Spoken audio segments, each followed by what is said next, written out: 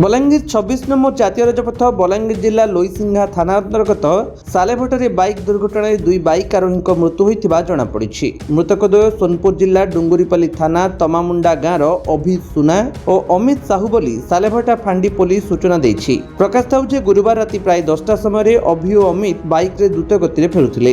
सालेभटा अंग नदी सेतु कांथरे बाइक धक्का देबारु उभय गुरुतर होइथिले। स्थानीय लोके सेमानंकु उद्धार करी लोईसिंघा डाक्तरखाना को आनिथिले। डाक्तर स्वास्थ्य परीक्षा पर उभय को मृत घोषणा करथिले। लोईसिंघा थाना अधिकारी जाग्यसिनी नायक और सालेभटा फांडी अधिकारी चित्रसेन प्रधान तदंत करुथिबा बेले दुई मृतकंक शव व्यवच्छेद पई बलांगीर भीमभोई डाक्तरखाना स्थित शव व्यवच्छेद करी परिवार को हस्तांतर कराजिब बोली सूचना रहिछि। मन्ना गोपाल सोना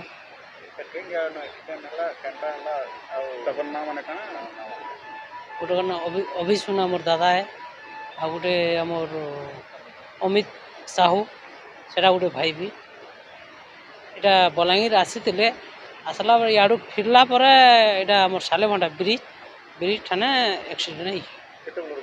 इटा राति 9:30 बजे भीतर घटना।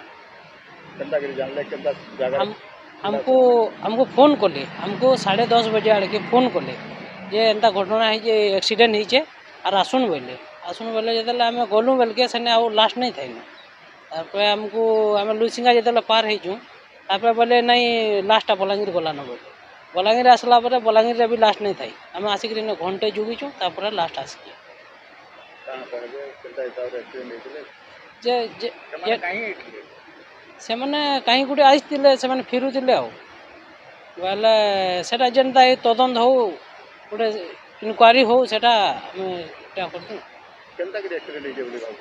एक्सीडेंट गाड़ी पिटी जो लगुच हमको। बलांगीर अंजु पृष्टि रिपोर्ट विश्व विजयी न्यूज ओडिशा।